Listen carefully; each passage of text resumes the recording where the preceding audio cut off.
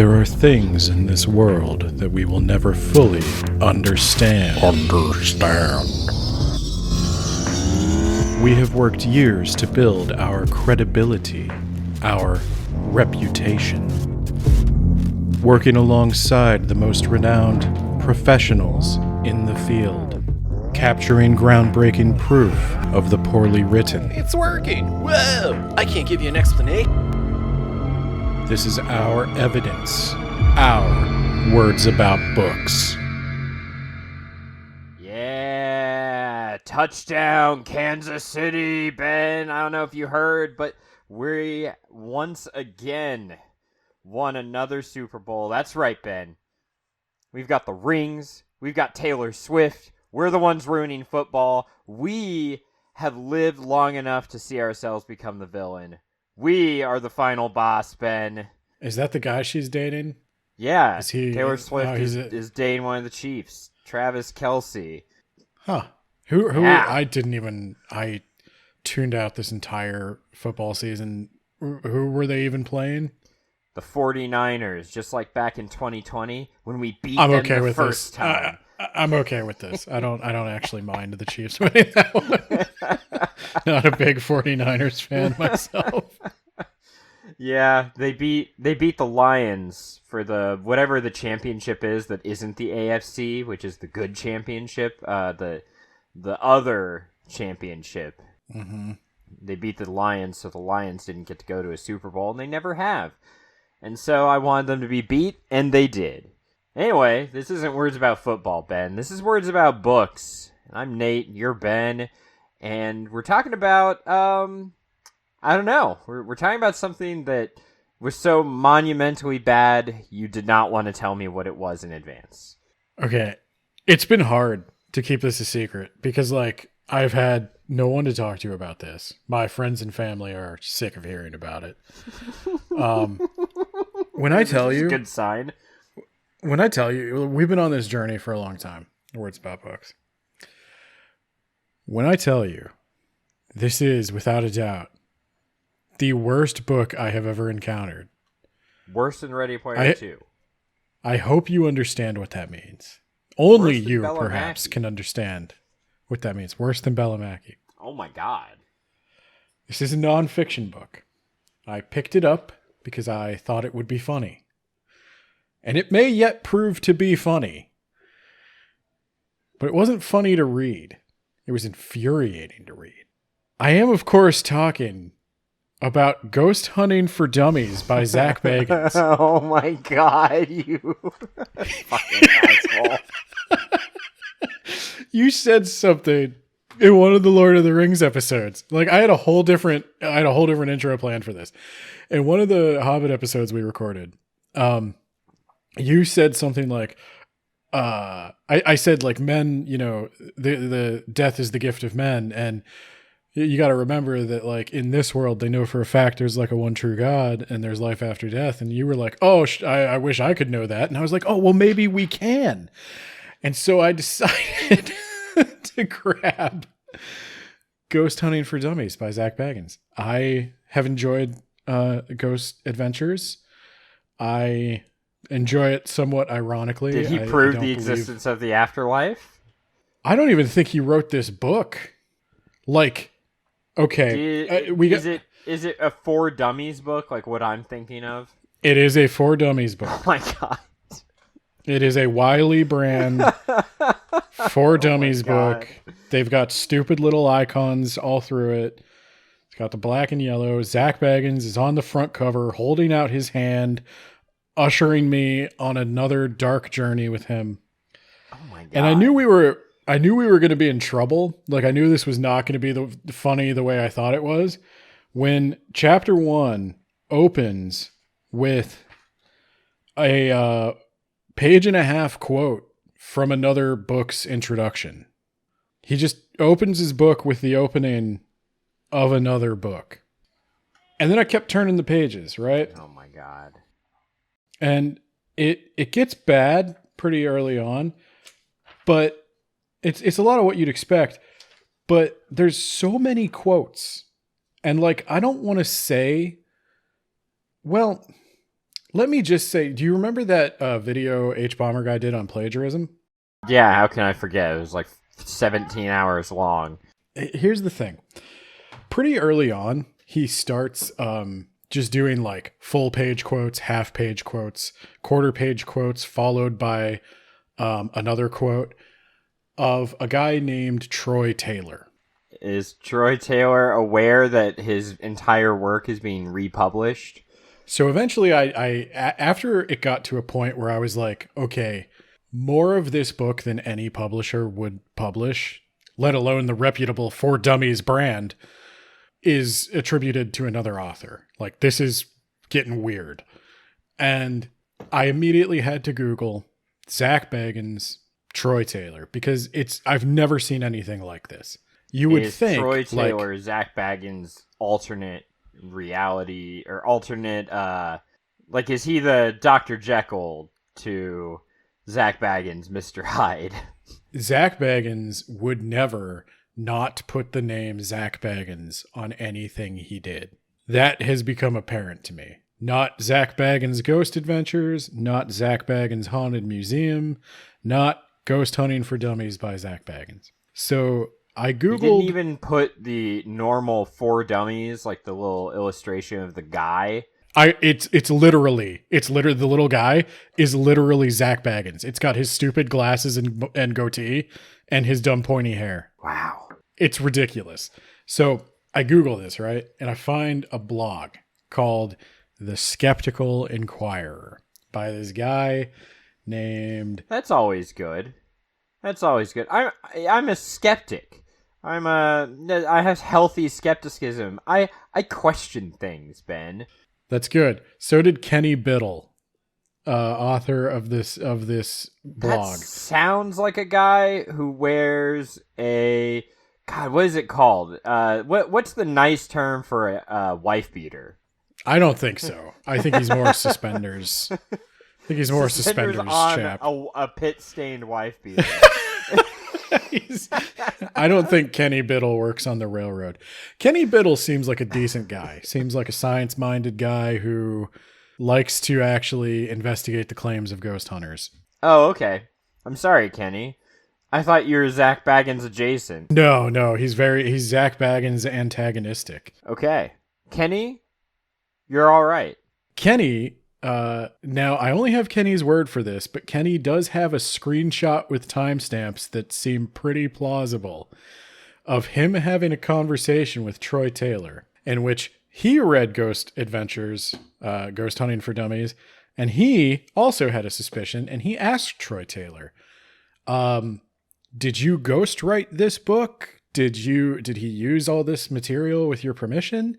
And Troy Taylor replies that no, he did not, but they have reached a settlement and it is all sorted out now. Oh. Yeah. And then Kenny's disclosing this in response to a tweet by Troy Taylor complaining about Kenny's blog, saying that he worked with Zack Bagans on Ghost Hunting for Dummies. And there's another blog that says he plagiarized it, but he didn't plagiarize it. He just forgot to properly cite all the stuff that was him. This is on Troy Taylor. Yeah, this is on Troy Taylor. Troy Taylor forgot to cite it. He helped Zack Bagans with the research, and he just forgot to tell Zack the parts he verbatim pulled from his own books. And don't worry about it, guys. Zack's not a huge fraud. He's not a barely literate man in way over his head on a deadline. he's my partner. We did this together. Which is what happened. But if that's the case, if Troy Taylor helped ghostwrite this book, it's really weird that he directly quotes himself all the time. Like, that's not how a ghostwriter would ghostwrite, you know? Yeah. This whole thing sounds weird, Ben. Yeah, because otherwise it would just be by Zack Bagans and Troy Taylor. But since it's by Zack Bagans, you wouldn't want people constantly drawn to Troy Taylor. Like, Donald Trump never directly quotes the guy who actually writes his stuff. Yeah, what we need to do, we need to get a book, we need to tear up all the pages and arrange them in a circle in a room. We need to get our PKE meter and our thermometer and our DOTS screen, and then we need to ritualistically light those pages on fire to see who actually ghost wrote it. It's a ghost thing, see? Ghost writ, ghost hunting, it's all The worst part man. is, and this is allegedly, this is a theory, this is satire, don't sue me. It sounds like Zack Bagans wrote most of it. Like, not most of this, but like the in-between stuff. I'll read plenty of it to you as we go through. But Oh, great. Can't wait. It sure sounds like maybe Zack Bagans got caught and had to pay this guy. And part of the deal was, don't tell people I'm a fucking fraud. But So, I can't prove he that. quoted Troy Taylor. Like, did he cite Troy Taylor? So they say, okay, here's how this goes. I was involved he was involved in assisting Zack in the time-consuming process of gathering, compiling, and assimilating prior published research materials, including some of my own writings, almost all of his own writings, and helping Zack incorporate them into this book. I take full blame for neglecting to appropriately attribute references to some of the sources, owing to the extremely tight deadline given to Zack to finish this book. I must emphasize that this was not in any way Zack's fault. It was completely mine, despite my name not being on the book. It's like that one guy who apologized because Dick Cheney shot him in the face, and he's like, I can't believe I caused Dick Cheney so much trauma. It's a lot like that. The publisher is already printing new copies of Ghost Hunting for Dummies to ensure that the appropriate credit now is you given. gotta get an original and an updated. I tried. Smart. I couldn't find one. Wow. If I'm assuming I have one of the newer copies because it is an embarrassing amount of quotation. I can't imagine why anyone would use this amount of quotation. Because we were on a deadline, and that deadline was apparently 1 week, and we had to write a book in a week, and so, someone already wrote enough material for you. The other thing about the book that I don't want to say it has in common with papers that college students hastily write and maybe not entirely all on their own, it's all over the fucking place. Okay. And it repeats itself constantly, almost verbatim. I once had a college paper where someone literally cut and paste from their own paper, and it was just more filler. Like, it was the same thing. I crossed out the entire page and said, you already wrote this 4 pages ago. I don't think he liked that very much. Yeah. All right. Is that like this? He rewords it slightly. I think he's just stream of consciousness. So this is not nonfiction, is what you're telling me. I don't know fiction. what to say. When you asked me if this was fiction, and I don't know what to say. I'll tell you. Let's start. Let's start and see what happens. Okay. Yeah. Searching for spirits. Why do we do it? We do it to find proof. It gives you a paycheck. Rubes will give you money and clout if you will search for something that you can't find, but you swear that you keep getting closer. It's an asymptote, right? You constantly get closer and closer to it, but you never meet it. We do it to find proof of life after death, but also, and Zack doesn't use these exact words, but he says almost the exact same thing over and over and over and over. We do it to confirm our bias. We know what we saw, and now we just have to convince other people we saw it. Okay, but can you prove it? Yeah, so that's the thing about science. You told me that there's like a giant, I don't even remember, like a dog monster or something on that ranch, but like conveniently no pictures worked or anything like that, and like you just can't get the proof even though shit keeps happening. It's like, show me the ghost. Okay, we are in a field with no absolute answers. And this makes it difficult Actually, to prove. There is an absolute answer. You didn't see a ghost. And this makes it difficult to prove that ghosts exist, but I believe not impossible. By definition, a ghost is a disembodied personality. Why do you think a thermometer can register a spirit? That's what I always wanted to know. Like, why are we taking equipment in to measure temperatures and stuff? You're skipping many chapters. We'll get there. Okay. Yeah. All right. We'll get okay. there. So he's trying to explain his method. All right. Gotcha. Yes. So by definition, a ghost is a disembodied personality. And mainstream science states that no evidence of the human personality even exists. It's called lamestream science. Science will not admit that such a thing is present inside of the body while it's still functioning, let alone outside of the body when we are dead. And so I looked that up. Does science recognize the human body? Or the human personality? He'll also... The first class I took in college was called personality psychology. So Yeah. So he'll also say that science does not recognize consciousness. And I found within 5 seconds of Googling just thousands of scientific papers. Well, that's a philosopher. He's not a scientist. He's more like Zack. But I've found that's there's thousands, probably hundreds of thousands, if not millions, of scientific papers that deal directly with consciousness and personality, published in scientific journals. This is the most brain dead, stupid take I have ever seen, and I can't believe he was just like, "This is page 12." Well, I'm starting to understand how he believes that he saw a ghost with the thermometer, because he believes that science isn't what science is. Well, let me tell you what about how Zack Bagans doesn't understand the history of mathematics. But of course, the human personality is real. It exists. It cannot be determined by scientific experiments, much like ghosts cannot. But we know it to be the truth. What? Hundreds of years ago. Hold on, what? So you're saying that it does exist, but we can't scientifically explain it. Therefore, science proves it, even if science can't prove it. Okay. Yeah, you're thinking too hard. So hundreds of years ago, I want you to keep that number in mind, mainstream science believed that the Earth was flat. Oh, wow. That is... Wow. Not accurate. Hundreds of years ago, you say. A Greek named he forget Pythagoras. A zero? Yeah. A Greek named Pythagoras was the first to introduce the idea that the world was round. All right, let me just... When did Pythagoras live? 500 BCE is roughly when he died. So...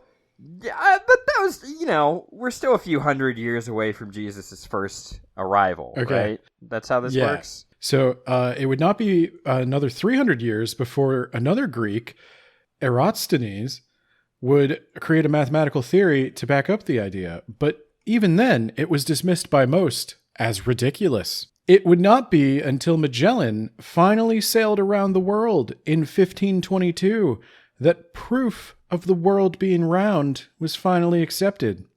His experiment finally proved that the Earth was really round.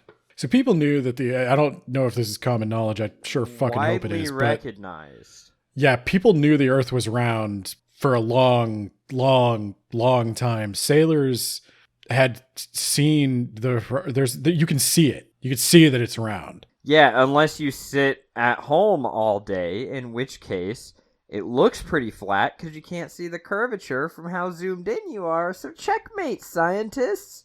There's also this thing about Magellan proving it was round. Like, Magellan circumnavigating is pretty ironclad proof that it's round. Magellan didn't survive the trip. Magellan also made up a lot of lies. Yeah. He made a lot of bullshit up. Yes, fuck science, right? They don't even know. They won't even admit that a personality exists. Don't ask a scientist. Scientists can't prove that a personality exists, but scientists, fuck them. The end. So scientists, there's this dichotomy in the Bagans oeuvre of He hates scientists. He thinks they're stupid and mean and they don't listen to any of his ideas. But he's desperate. God, is he desperate for their approval. Was his dad a scientist? So, Okay. Chapter 2, the phenomenon of ghost hunting. Okay. How long has ghost hunting been around, and what is the history of Probably it? hundreds of years, I'm going to guess. Back when Pythagoras was around a few hundred years ago. Zack Bagans really wanted to demonstrate that he doesn't know anything about history. So Mission accomplished. Yeah, I think he's managed to land that one pretty convincingly. the idea of the dead returning to the material world dates back as far as the Stone Age man, who buried his dead with ceremonies that were intended to ensure the deceased's soul rested in peace. My first thought was, how did you know that? But that was quickly replaced by his source. Okay. In his book, Ghosts, The Illustrated History, Perfect. author Peter Haining takes a long look at the history of ghosts and ghostly encounters through history. That's a real sentence in the book. So I looked up Peter Haining. Okay. That was my next move. Peter Haining was a horror fiction writer. He did a brief stint as a journalist, working in a trade magazine, which I assume is a thing in the UK. And he also wrote a couple episodes of Doctor Who. Okay. So, early man felt that spirits fell into 3 distinct categories. He argued that Sweeney Todd was a real historical figure. Is that true? I don't know. He argued it, so it could have been. Could a fake historical figure sing a song? I don't think so. So, 3 distinct categories of spirits. The soul of the dead, phantom or demon, whose mission it is to harass the living. And then the peculiar part human, part ghost spirit, which was the offspring between human beings and residents of the spirit world. What in the fuck are you talking about? I'm talking about What Danny in Phantom, the I think. what? What the fuck? Danny Sorry, Phantom was half ghost. I was reading about Peter Haining, how he just made up a bunch of shit about Spring-Heeled Jack. And then when I came back to the conversation, I heard part human, part ghost offspring. And, like, what in the fuck are we even doing here, Ben? I think Zack Bagans is confusing, like, the concept of spiritual beings, like maybe an angel, with the concept of a Pythagoras. ghost. Yeah. Like an angel, like, you know, I mentioned it with that podcast we did with Unsighted a long time ago, the Book of Enoch, where I think it's even in the proper Bible, the Nephilim were the children of angels and human women, and they had like special powers and shit. Yeah, I've played Diablo. Yeah. So I think that might be what he's talking about, but they're not like half ghost. Because what it sounds like he's talking about is Danny Phantom. I'm going ghost! Here to stop all the ghosts that were coming through. He's here to fight for me and you. Okay, so there's one. He gets things out of order too. He puts the Assyrians before the Egyptians. I don't know if that's intentional. The Egyptian Empire predates Assyria by 1,000 years. If you're interested, he mentions a specific Assyrian spirit though. He also calls the Assyrians among the earliest people to define different spirits and give them names. There you go. Which, how do you Pretty know sure that? That he was there. But the As a Egyptians ghost? also define different spirits and give them names, and they predate the Assyrians by 1,000 years. Anyway, Yeah, but Assyria wasn't around when Rome was there, but Egypt was, so like, you know, checkmate, Ben. So one of these Assyrian spirits is, and I'm going to butcher this. I'm sorry if there's any Assyrians in the audience. If there are any Assyrians in the audience, don't know if they're even still around, but yeah, okay.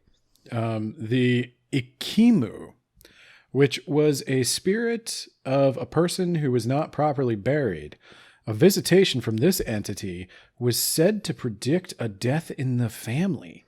Oh this my restless God. spirit, And it's identified by, it will write in your diary, it will show up on a dots projector, and it will give you a level 5 on your PKE meter. But you gotta check for the ghost orbs, Ben, because if ghost orbs are present, it's something else. we'll talk about fucking ghost orbs. He writes like 3 pages on ghost orbs. Anyway, this spirit, it predicts the death in the family. It can also moan or cry. And according to Zack Bagans, it served as the origin of the Banshee.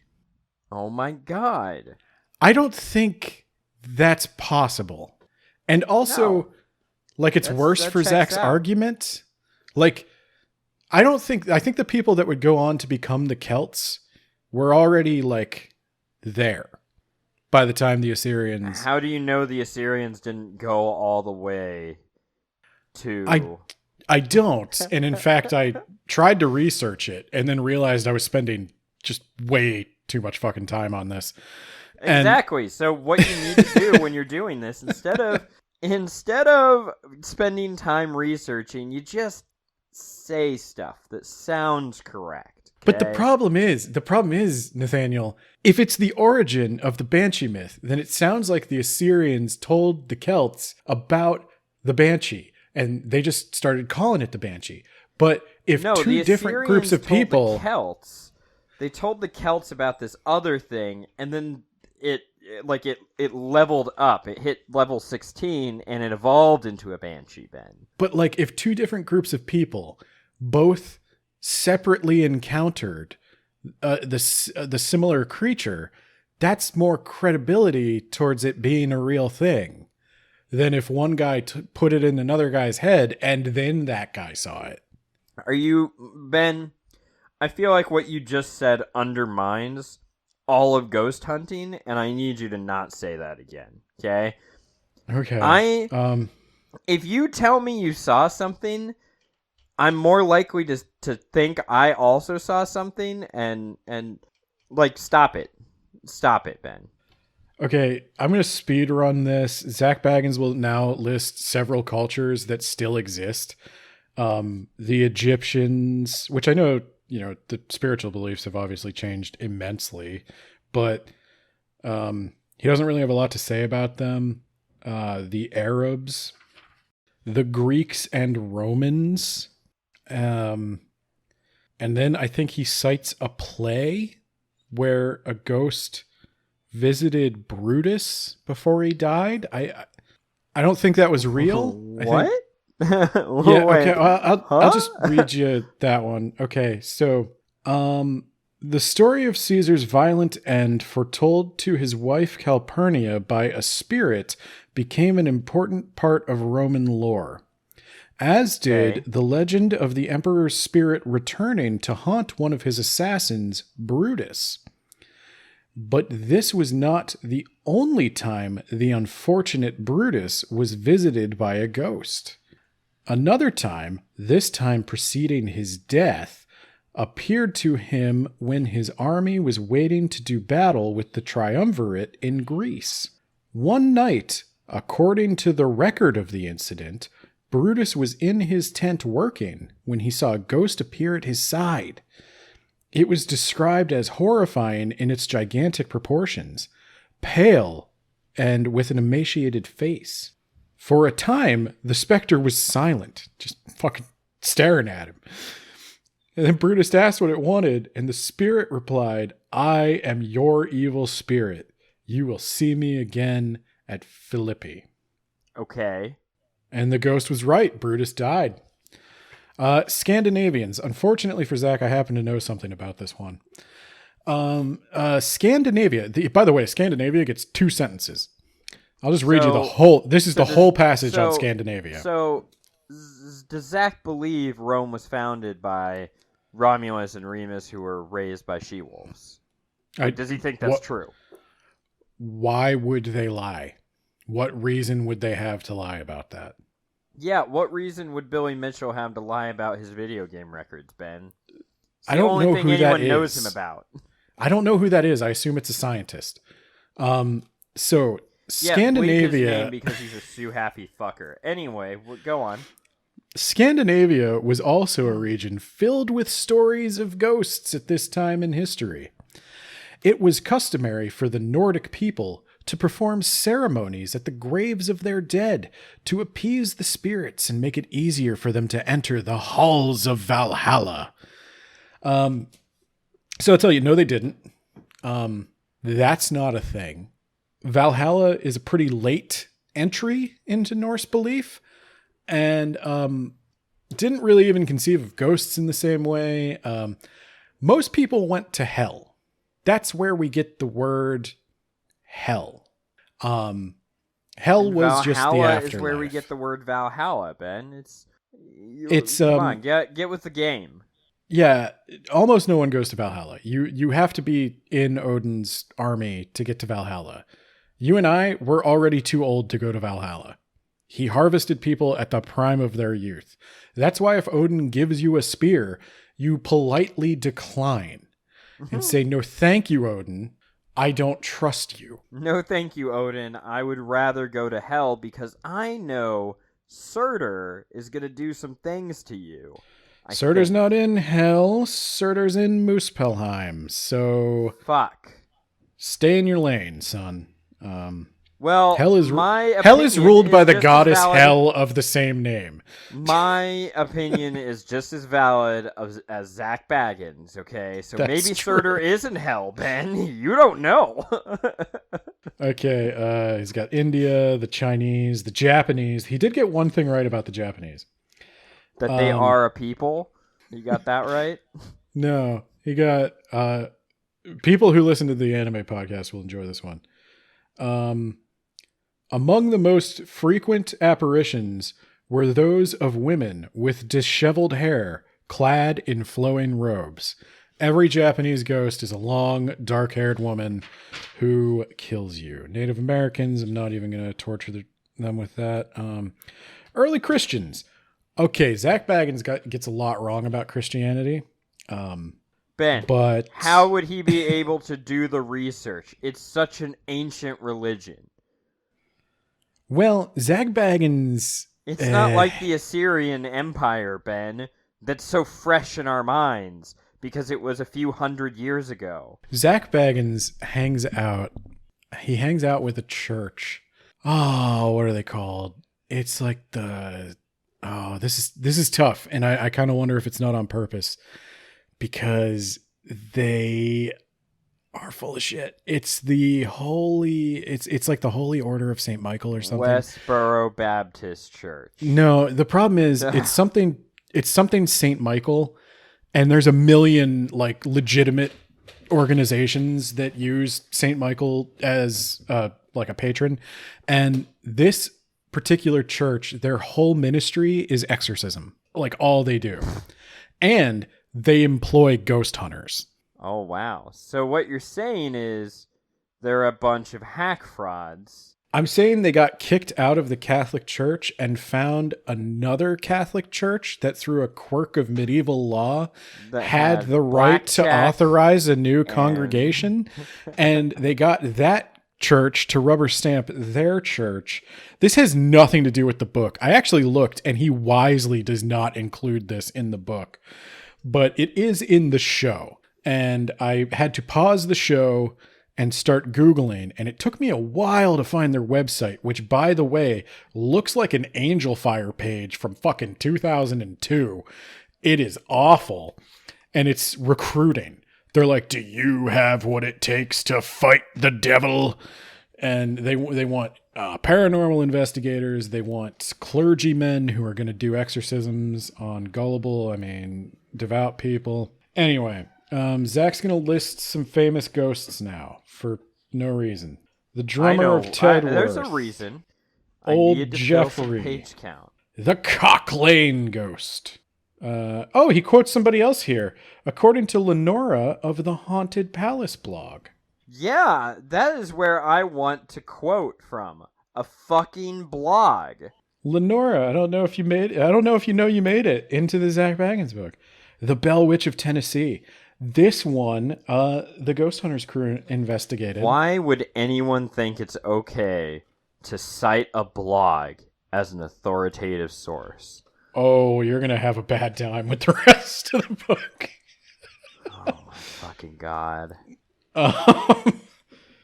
Okay, the Bell Witch. So this is just this like one reinforcing my belief that this is all just like someone's got to make a living off of it, and the way to make a living is you just keep milking it and milking it and milking it until it's completely dried out. He quotes Troy Taylor again. He quotes Troy Taylor this time from the book Season of the Witch. I assume it's a book. No, it's a book, page 94. Okay. Then let's talk about the beginnings of paranormal research. Now that you've heard about a few ghosts, I'm not going to... Yeah, research is a funny word for it. Yeah.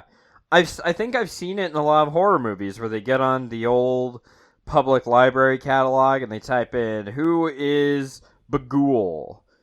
And that will take them to a book, and that will enable them to defeat Bagul. I'm going to read you just the first... He's got 25 seasons of a show that hasn't been running for 20 years. What? Which Ghost show? Adventures. Okay. Ghost Adventures is still going. Yeah. He's got 25 seasons already. He doesn't He's even got have 20 years. multiple spin-off shows. The Haunted Museum has its own bullshit show with Eli Roth. Ben, he had to milk this as much as he possibly could, as quickly as he could. So Zack Bagans, this might be a good time to give you a little background. He went to film school, I think, in Michigan. Yeah, I'm sure he put most of his points in charisma instead of intelligence or wisdom.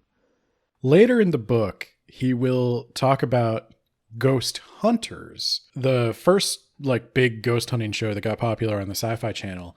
And in the same year Ghost Hunters debuted, a 26-year-old Zack Bagans decided he was going to make his own ghost hunting documentary called Ghost Adventures. And he made the documentary. He got it on the Sci-Fi Channel, and it was so successful that he then pitched a show which would go on to become Ghost Adventures, the series, on the Travel Channel. It's definitely not just like the first thing that worked and he stuck with it. Yeah. No, it's definitely not. I'm going to read you just the first sentence of every paragraph on the next 2 pages. Perfect. In American Hauntings by Troy Taylor, the author notes that there is little doubt that the birth of the spiritualist movement in the 19th century created the need for paranormal investigation. Yeah, is Troy Taylor a historian? The investigations... Or is he just a guy with a blog? Okay. All right. And which later began to focus less on mediums and spiritualists and more on hauntings, set the standard for ghost hunters to come. As Troy Taylor writes in American Hauntings by Troy Taylor, although the idea that man was able to communicate with spirits had already existed for centuries, modern belief and practice came about in March 1848 in Hydesville, New York. Taylor explains that spiritualism was born at the home of the Fox family. Taylor notes the 2 daughters were purported to have mediumistic powers. In the heyday of spiritualism, author Slater Brown states that from the beginning... Were those the 2 hack fraud daughters who just pretended they could talk to spirits? Okay, so this book is really sympathetic to those 2. They admitted they were hack frauds. Yeah, so Taylor says that was a lie. They were lying.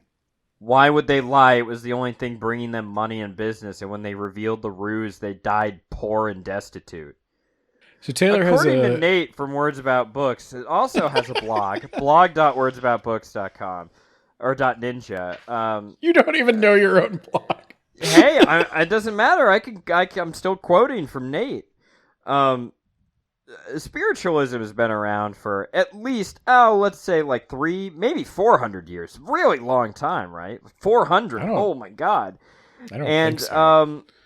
And Zack Bagans is a guy who, he needed to make a living, and something worked for him, and so he just kept doing it because he needed to continue to make a paycheck. And there's only so much bullshit you could do, but even he has been shocked by just how much. He got 25 seasons so far out of the same shtick that he's been doing forever. And also, according to Nate, those girls were stupid to come out and say that they were frauds. And Zack Bagans has learned from that, and he will never ever do that, because the second he admits what he's actually doing, he will die destitute and poor, like those girls did. That's all according to Nate from blog.wordsaboutbooks.ninja. He's got a blog, so he's a credible source, Ben. I can't argue with that scientific logic. He's chronicled about 400 years, Ben. That's like a bajillion lifetimes, right? I'm pretty sure Rome fell just in the last 200 years. Okay. According to Troy Taylor, and therefore according to Zack Bagans, the Fox sisters, one of them, I forget which one, I'm not going to bother looking, got married, and then the guy died or something, and then she had to go back to the seancing. The Fox sisters, if anyone doesn't know, were like the first to start the seance. They communicated with ghosts through a series of knocks. They later claimed to be faking that by like cracking their toes or some shit. I don't know. And so anyway, the one Fox sister, she doesn't want to be doing seances anymore. And she started drinking after her husband died. And one night, fed up with the whole thing, she goes out wasted and says, "It was all fake. We made it all up. Get out of here." And Troy Taylor says she wasn't in her right mind. She was overcome with the sauce. And that's why she said something she didn't even really believe. It's like that guy who took a picture of Loch Ness and then was like, "I bullshit faked it." And everyone's like, "No, you didn't. It's real." You'll be happy to know that Troy Taylor writes for AmericanHauntingsInc.com, blah, blah, blah. Then another quote. That's like the whole page. As noted in Facts, Frauds, and Phantasms by George McHarg. Is that about Troy Taylor? No. In American Hauntings, I'm just reading, like every single one of these is a quote. In American Hauntings by Troy Taylor, blah, blah, blah. Ben, he had a deadline, okay? And as you told me, anymore, Zack Bagans sits like in the van and directs other people to do stuff. He only did that for one show. Fuck. He only did that for one show. Oh, so he does actually seem to care. He's not for like, Ghost Adventures. This is my life now. For Ghost Adventures, he's still there. For Ghost Adventures, does he have an energy calls, to it? Does he care? He says a lot of shit about energy. Don't worry. No, but I mean, like, does he seem like he's still into it? He's usually very overcome with anger, sorrow. He's a sensitive, Nate. Like, I'm not reacting out of nothing, everybody. I felt an ice-cold mass of air with, like, this energy enter into the elevator with me. Yeah. I don't know if anger and sorrow, is that from the ghost, or is that from like, the ghost? This is what I'm doing with my life? He's the older Fox sister who wants out of this stupid fucking business, but he knows that if he does what she did, he'd be broke. No, that's Aaron, his partner. No, if Zack, whenever nothing's happening, whenever they're not getting a lot of like material, Zack has to open himself up to the other side and channel the ghosts through himself. So they went from fake science using like, we'll use a thermometer to find your ghost, to like, I'm going to open up my third eye. Well, your third eye is also science. It's just a different kind of science. Anyway, here's another full-page quote from Troy Taylor. All right. Still talking about the Fox sisters, age of spiritualism, sad ending for the Fox sisters. Another quote by Troy Taylor. Legacy of the Fox sisters. There was some guy that levitates. I think we could skip over that. Another quote by Troy Taylor. Another quote by Troy Taylor. Still levitating. Still levitating. More seances. Another full-page quote by Troy Taylor. Why do we care followed about by a levitating? half-page We quote. levitate in the movies all the time, Ben.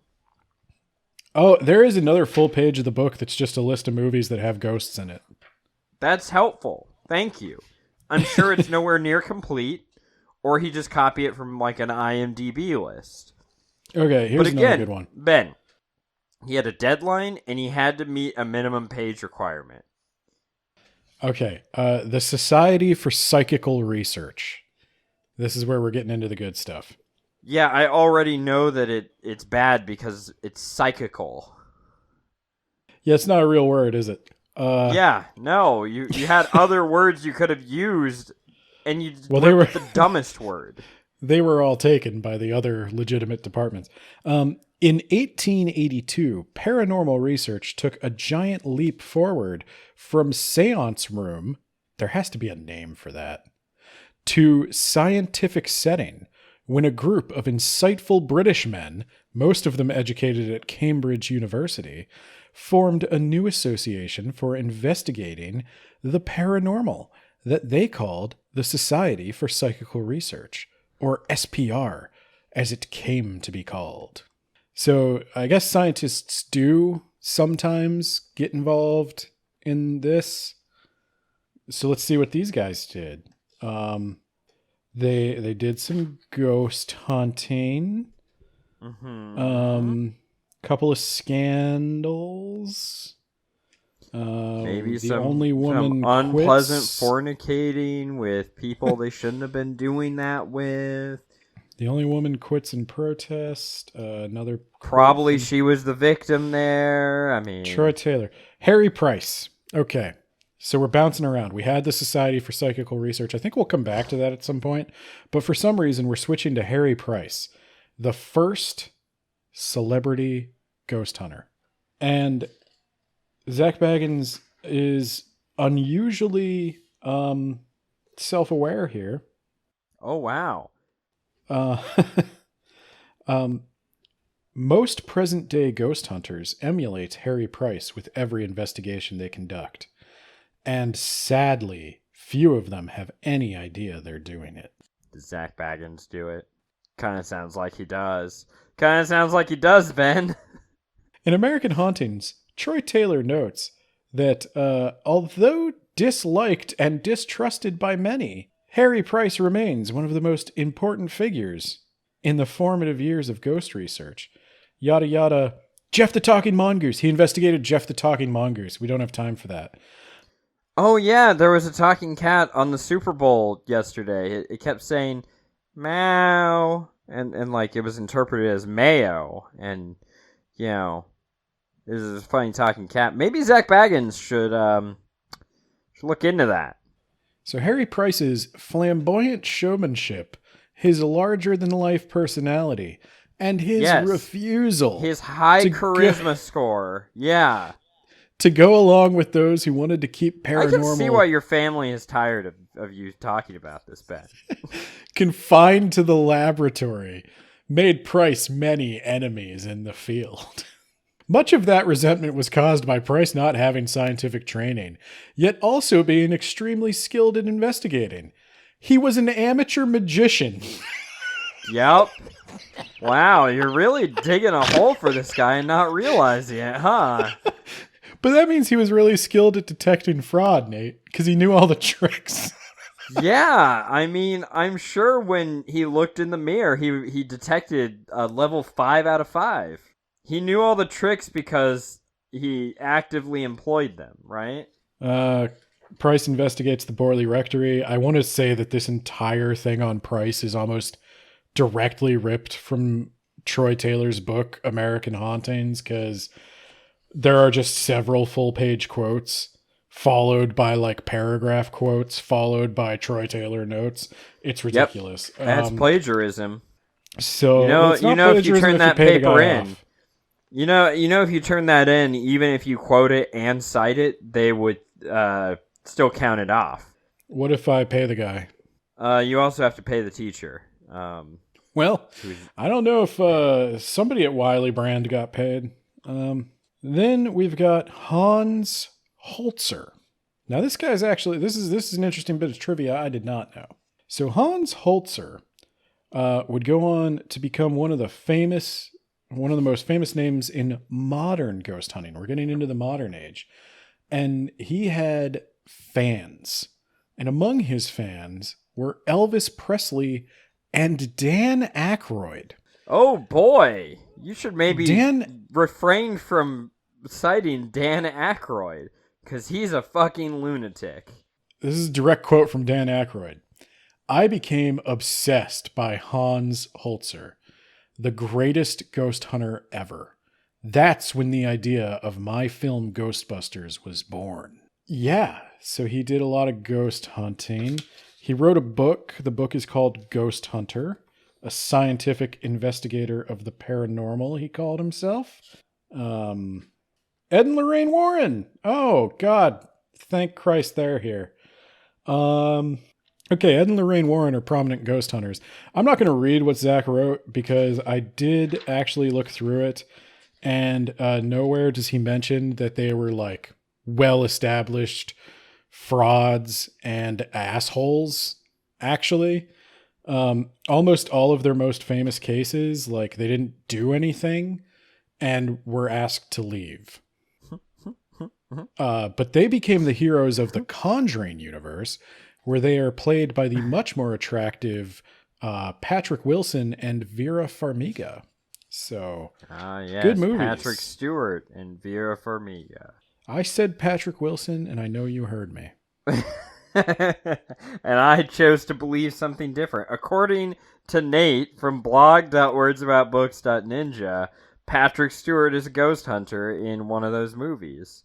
Okay. Patrick Stewart has been alive for, I don't know, let's see.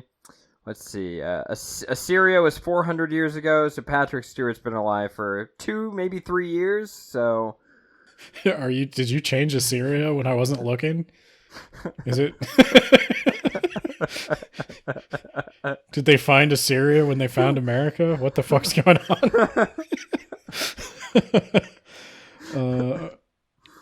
Okay, chapter 3, Believing in Ghosts and Spirits. Zach Bagans doesn't understand Christianity. Arthur Conan Doyle, he wrote Sherlock Holmes, and he was a spiritualist. Oh. And Sherlock Holmes was a ghost, Ben. Was Arthur Conan Doyle the guy who got taken advantage of by a spiritualist because his son died? Yeah, Arthur Conan Doyle... He was a big believer in spiritualism because he desperately wanted to talk to certain dead people that he had lost traumatically in war. And I don't think he talked to them, but he thinks he talked to them. And he gave lectures on it. And because he's the guy who wrote Sherlock, and that's a pretty smart boy thing to write, I guess I should believe everything else he says too. But there's actually some stuff about ghost hunting here. So, we got to list the different forms of ADC, that's after death communications for the layman, that you may encounter. Thank you. Oh. The first, sensing a presence. This is the most common type of after-death communication. We'll just call it ADC from now on because we're pros. And most describe it as a physical sensation that a deceased loved one is nearby. Yeah. That can't be attributed to anything else. So checkmate. Hearing a voice. A person in mourning hears the voice of the deceased as though he or she was in the room. Yeah, when my dog died, I kept hearing the jingle of her collar, Ben. And then I looked around and, oh, she's still dead, Ben. Jesus. That was just... Yeah. That was dark. Yeah. Everyone has to deal with it, Ben. Are you sure you weren't hearing a voice? Are you sure that wasn't some ADC? No, I'm pretty sure that was just I expected to hear her jingle in those specific instances, and then I didn't. You're just one of those closed-minded scientists. You could also feel a touch. I feel like that's kind of self-explanatory. Smell a fragrance. Visual experiences. You can see shit. Dream communications. Stuff might happen in your dreams, but they're not regular in dreams. case you need to get the spare house key. Ben. The house key was in there. How do you explain that? You can't explain that. Yeah, I can't explain that. The fuck? Physical phenomena. This may include lights turning on and off, objects moving about, or doors opening and closing. Get to the dots projector and the temperature dropping, Ben. Symbolism. Mourners may see signs that their loved one is still with them. They can take many forms, including feathers, butterflies, flowers, and much more. For example, after a woman experienced the death of her son, she began to find coins everywhere she went. The dates on the coins were always significant dates in her son's life. There's only the year on a coin. Yeah, but he had some really good years, Ben. I think that just means you were finding like recent coins. He had some really good years, okay? I will hear no more of this negative talk. Oh no, they weren't good years. It was birth, surgery, and death. Okay. Yeah, so okay, moving on. That was sad. Harry Houdini. Harry Houdini famously did not believe in spiritualism, but his widow may have eventually been worn down. Okay. What's science got to do with Harry it? Houdini told that one guy who wrote that blog on his deathbed, he was like, hey, actually, I do believe in spiritualism, blah. And then that guy put it in his blog, and, like, now it's true. It's canon. So if anyone doesn't know, Harry Houdini famously debunked a bunch of spiritualists, and then as a final test for all future spiritualists, he arranged before he died a code word that his ghost would give to his wife that she could never tell anyone. But if the spiritual medium said the code word, she would know that was a legitimate medium. And no one ever said the code word. But eventually a medium did convince her that she was talking to her dead mother. So okay. Got her in the end. So what you're saying is they couldn't pass the test, so they moved the goal post like 50 yards closer so they could at least kick a field goal. You're starting to... You've gotten really into football. Wow. This is a whole new side of you. Okay, chapter 4. We're the end game boss, buddy. What's science got to do with it? Nothing. Okay, the relationship between the science and the supernatural. Okay, oh yeah, there's a couple. So this is where I started to not like Troy Taylor too. But he wrote those blogs and those books, Ben. He researched those books back when he was living in the Babylonian Empire a few decades ago, okay? How dare you? How dare you besmirch the name of Troy Taylor? Troy Taylor. Troy Taylor. Got it. I was correct. Okay, so Michael Faraday, I assume he invented the Faraday cage, was a big debunker of spiritualists. And eventually there was he didn't like he debunked seances and stuff and like people who talked about like energy and shit. But there was eventually a guy, like I think he's named D.D. Hume, who claimed to have clairvoyant powers. And Hume refused to test, or Faraday refused to test Hume. And Troy Taylor says there's a very good chance that Faraday knew that Hume might exhibit powers that Faraday would not be so easily able to explain. Or he knew if the guy predicted something was going to happen in the future, and if it was vague enough, he couldn't prove the guy didn't use clairvoyant powers. Yeah. And so he just decided not to bother with it. Yeah, give me a prediction, you fucker. So this is where spirits start to get linked to all electricity. I need you to tell me is, were you alive? Like, were you born in the 80s, yes or no? Okay, if it's yes, Did you predict 9/11? Yes or no? If the answer is no, you go over there. Go over there in the loser pile. You're a loser. This is just more stories about random historical figures. Oh, Thomas Edison. Yeah, that guy. I remember this chapter. Okay, Thomas Edison. Famously murdered animals to try and slander alternating current. Yeah, no, Thomas Edison was an asshole. But one of the Piece things of he shit. always...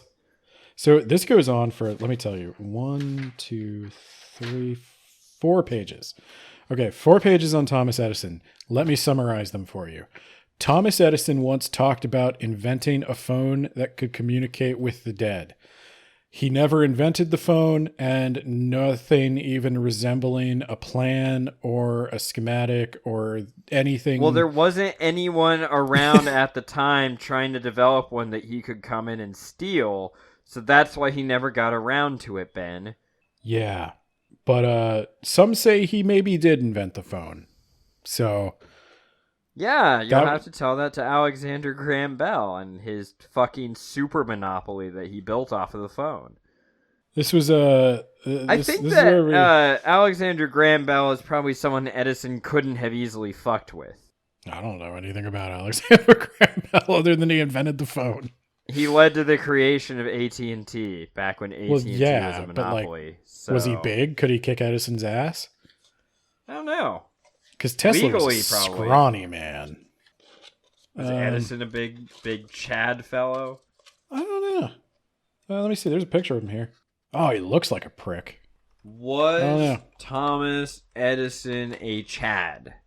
Virgin Nikola Tesla versus Chad Thomas Edison. I think we have our answer. Okay, so now we're going to talk about J.B. Rhine. J.B. Rhine's His legacy interesting. was so immortal, he was reincarnated as Mike Pence. He does look like Mike Pence. Oh, God. Okay.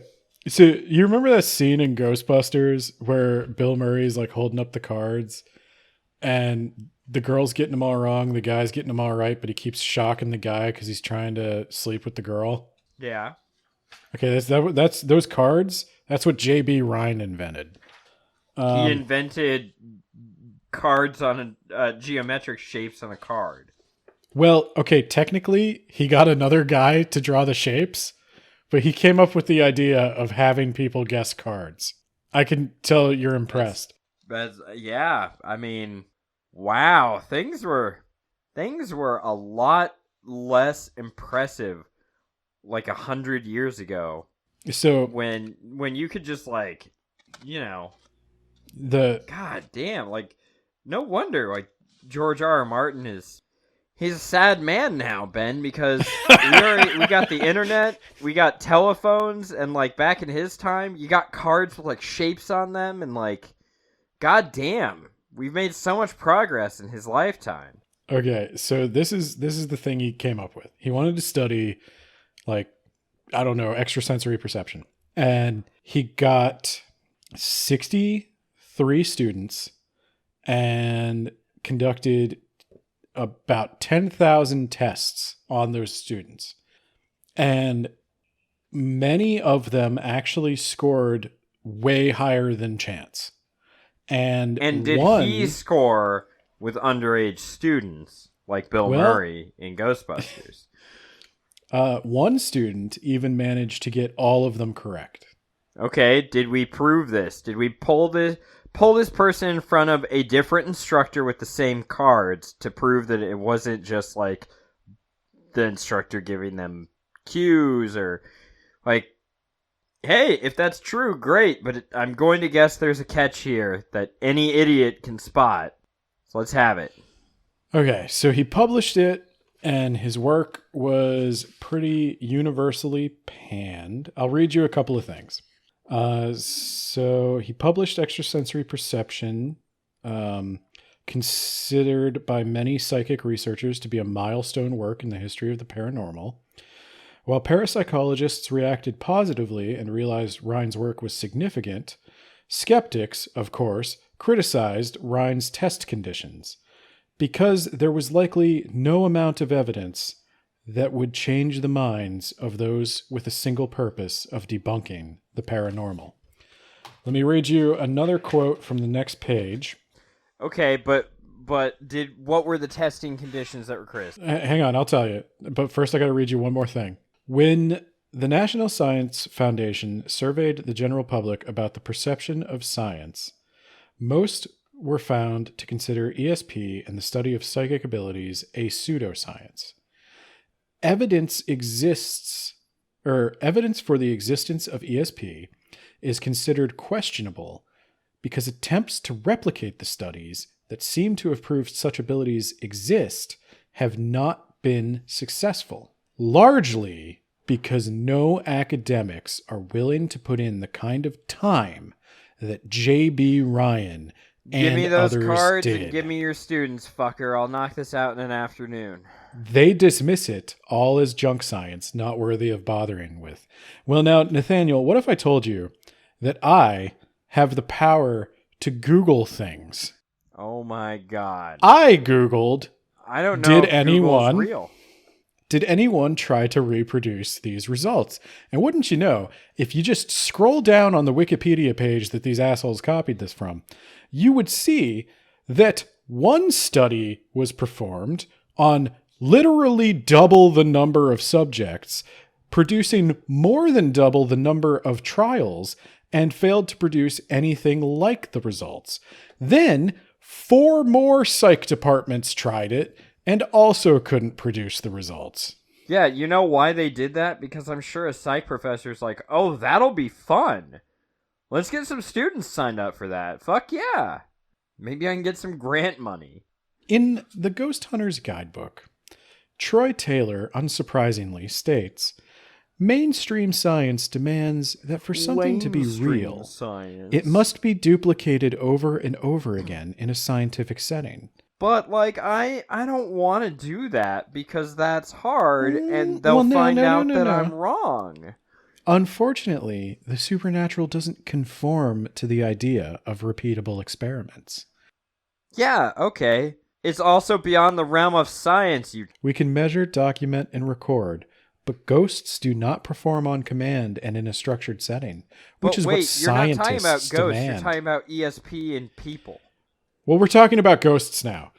And they can't be trapped in a laboratory, and you're trying to imprison ghosts.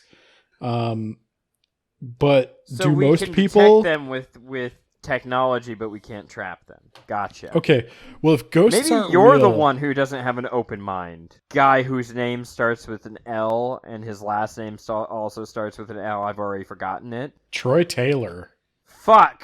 Troy Taylor. T's, L's. Ben, I don't conform to your idea of how letters should look, okay?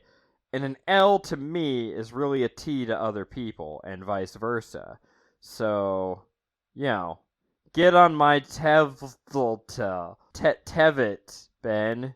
Okay. So going back to that ESP thing, Ben, does he have a reason for why the shit couldn't be replicated other than because that's hard? Oh, they clearly didn't try as hard. That was his reason. They clearly didn't try as hard. They tried harder, is what you're saying. Yes.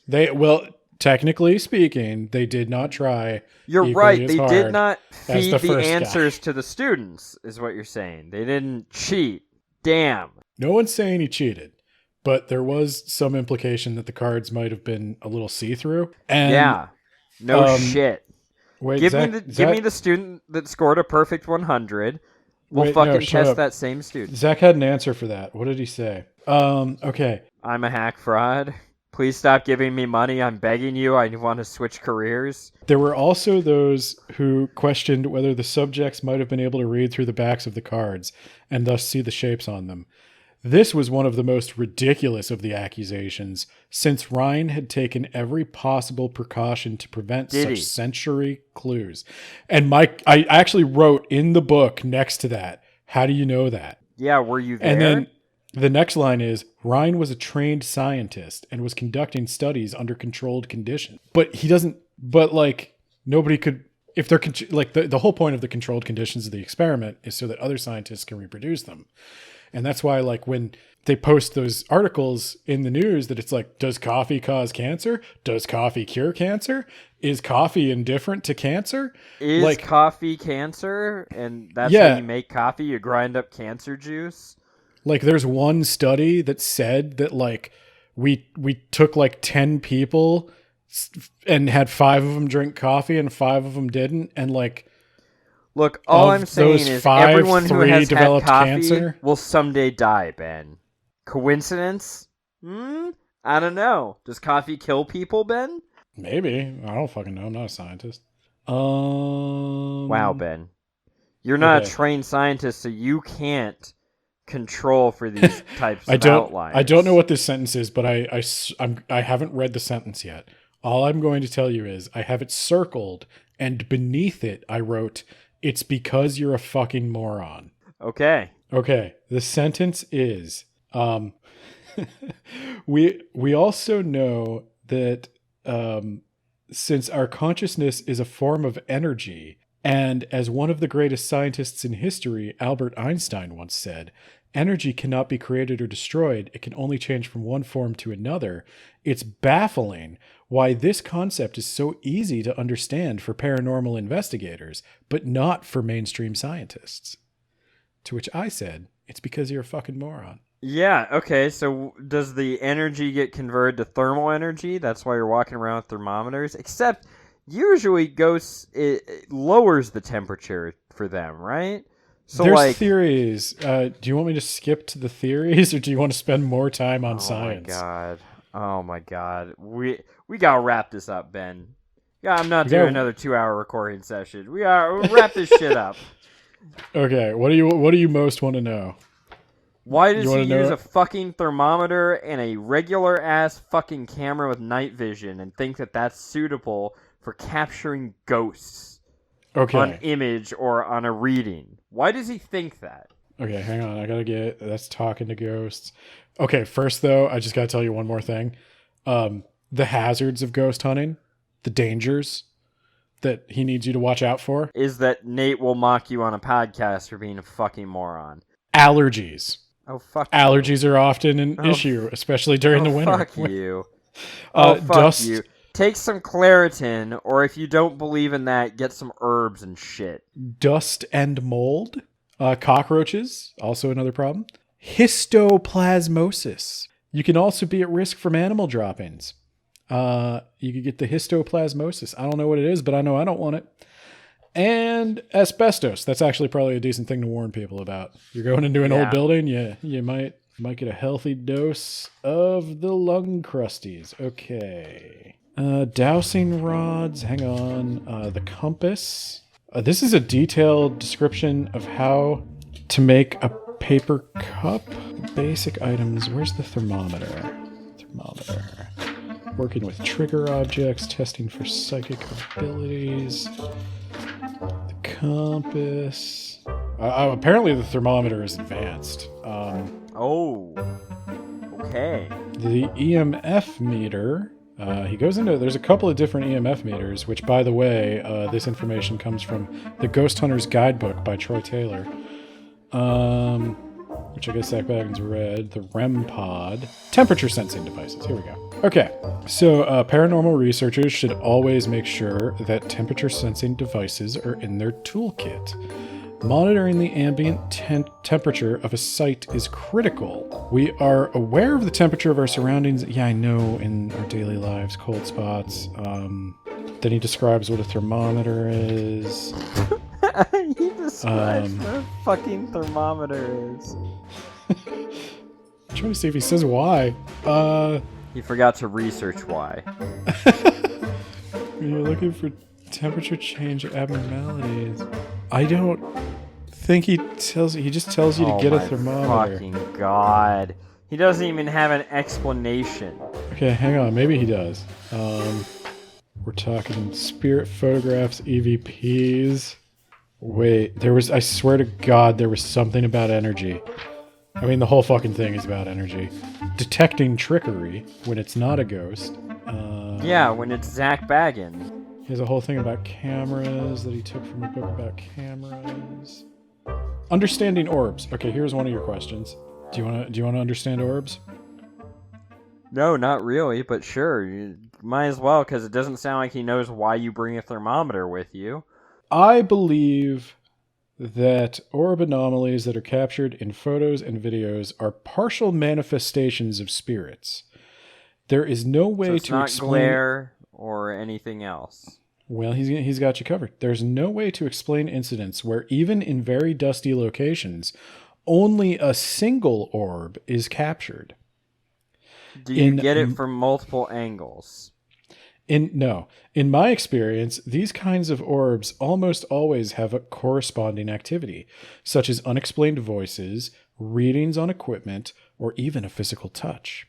But you don't know why you bring a thermometer. How the fuck do you know that a thermometer is useful for measuring ghosts? Okay, well, he does offer you like one thing. Like, an orb is probably not significant if it's not accompanied by some other phenomenon. Like, if you see an orb and then something happens... But I feel like if you see an orb, you need to get pictures of it from multiple angles. Well, you don't always have that. He does recommend multiple angles, but he's also like, cameras are expensive. Yeah. So... You've got a fucking ghost hunting empire. Are you telling me the Travel Channel's not springing for that? He also wants you to, in addition to the thermometer, you're also going to want a humidity gauge. Why? Ghosts are moist. How does he know that? He knows. How? See, this is what always got me when they go around with all this equipment and I go, okay, how do you know that records what you're saying it's recording? So paranormal researchers of the past had little or no electronic equipment that could be used to monitor locations. In recent times, new theories have been developed which seem to suggest that many haunted locations have high levels of electromagnetic energy present. Have you proven this? Some scientists have pointed out that measure these the energy energy fields, which have been discovered to cause headaches. Yeah, that's what the EMF meter's for. Does the EMF meter do what you say it does in regard to ghosts? So he did have a problem with the one EMF meter they use, and that is, the theory is that ghosts disturb the energy field. Okay, here's what I was looking for. There's three basic theories for the EMF meter. Ghosts are made up of electromagnetic energy. That's one theory. They disrupt electromagnetic energy. That's another theory. Or they use the energy. They draw it out of the air, which I think is why you need a thermometer. They draw energy out of the air to manifest. Any or all of those scenarios may be possible, which is why you're going to need yourself an EMF meter. Now, problem with your standard EMF meter, these range from about $30 to $100. Your standard EMF meter, really good at detecting faulty wiring, not so good at detecting a person. Okay. If ghosts have an energy signature more similar to a person than a refrigerator, we may be barking up the wrong tree. That's why you're going to need to get you. That's why you're going to need to get you the REM pod. If you're skeptical about the usefulness of an EMF meter, I know you're skeptical. Yeah. A lot of researchers are, Zack says. You're going to want to get you a REM pod. Yeah, because you just told me that it's not so great at detecting human energy. You're going to want to get a radiating... You're saying when we die, we start resembling more faulty wiring or fridges instead of a fucking person. You can't prove that we don't. So a radiating electromagnetism pod. I don't have to. I just collect the evidence. So this radiating electromagnetic whatever thingy, it is basically a theremin. You know that instrument where you like move your hands around and it goes... That's what a theremin does. If anything comes into its field, it'll make a noise. Okay. You're going to want to get one of those. So, like, why do we think that would track a ghost? Like Because in the video game, why would motion sensors track a ghost? oh, do you want me to read the section on motion sensors? Infrared motion detectors are included. Why would on the they list show of up on essentials. infrared? And if they show up on infrared, why don't we just get our predator vision from Predator and start He talks ghosts? about that. Hang on, you're bouncing around too much. I got to go to cameras now. Oh my god. Ben, I gotta tell you, I actually don't give a shit. I don't care about any of this. He has yet to provide any sort of compelling argument, and especially put it into his own fucking words.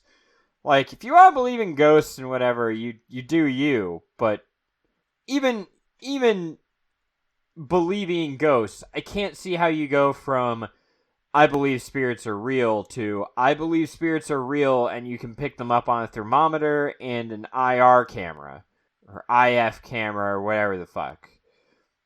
No, I had it right. So, would you like some sample questions to ask witnesses? no, absolutely not. Do you believe that ghosts and other paranormal entities exist? Potentially, but if they did exist, Zack Bagans ain't finding them, number one. And number two, you're not finding them with a fucking IR camera and motion detectors and a thermometer. Have you ever had any problems with electrical items? If so, describe them and where they are located. No. Let me see. Maybe there's something else in here. Authenticating the ghosts. Maybe this will convince you. Land deeds, newspapers. This isn't promising. The mundane side of ghost hunting. Again, Ben, a giant 2-story tall dog monster comes out of the woods, and you open fire on it, but you have no evidence of any kind to suggest it was ever there. Not a picture of it, not footprints, nothing. And you're gonna fucking tell me that thing existed. Oh no. What? Interviewing children. Don't interview Zack, no. No. Bad Zack Bagans. Bad. Oh god.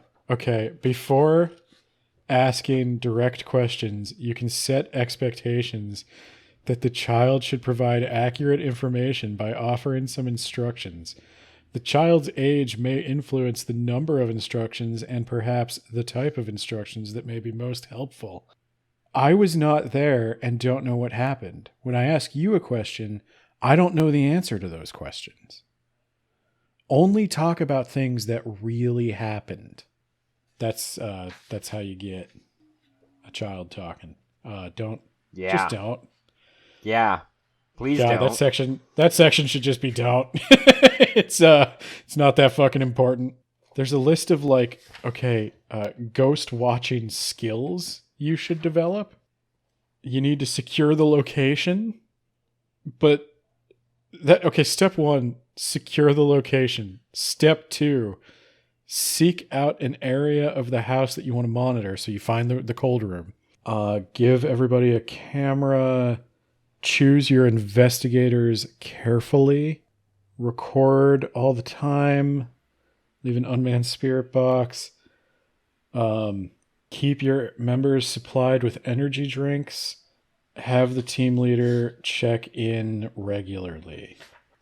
The last 3 chapters are top 10 lists. Did you leave? Are you still there? I've checked out, Ben. Patrons.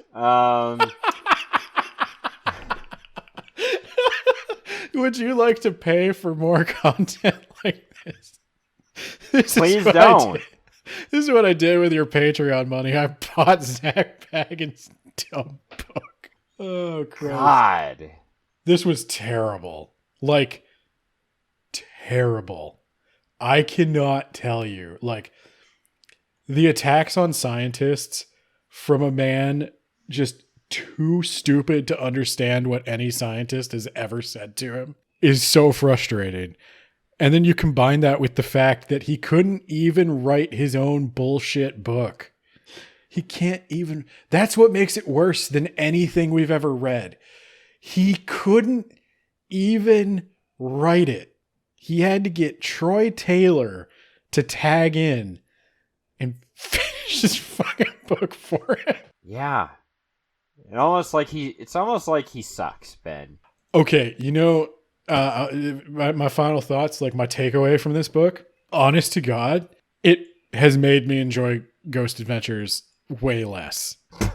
Good. Great. I'm glad. I did not realize I still had a shred of respect for Zack Bagans, because as I read this, I realized I had lost it. I didn't even know it was there. But the last shred of respect I had for this guy, that like maybe he was a little self-aware, maybe he was just kind of playing along. The whole like weird science is mean and doesn't like my ideas thing. Oh, God. Well, maybe once you fucking tell me, hey, get those stupid cards, Zach. Let's get 200 volunteers. We'll knock this out in an afternoon.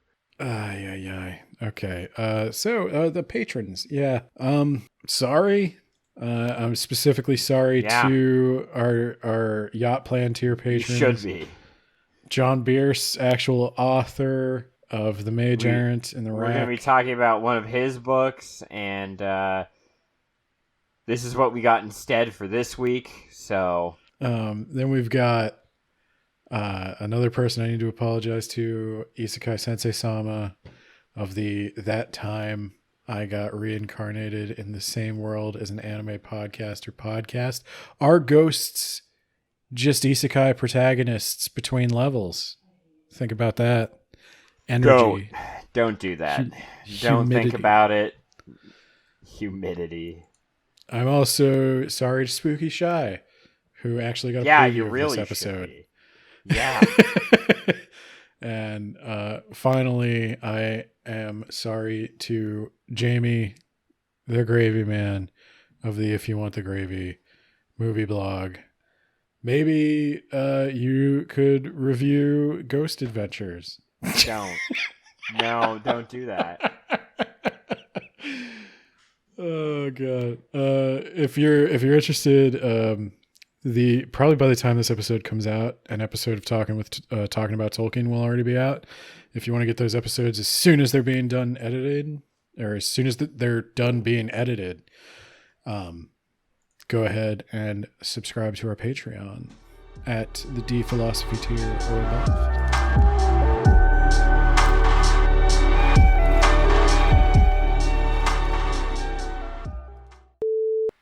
Oh my God. I didn't drink enough. I thought it was going to be fun, and then it wasn't fun. No, it wasn't. No, it's just deeply frustrating. Like House Atreides. I thought it would be fun to mock, and then it just hurt. I can't believe the For Dummies people, a brand I trusted, brought me. I don't know. I've never read one of their other books. I assumed they were good books. Like I've seen like C# for Dummies. I assume it teaches you how to do C#, but I don't know. Yeah, now you realize it's just a bunch of quotes from other books, and it's about Visual Basic. This book was not cheap, by the way. This was a disaster.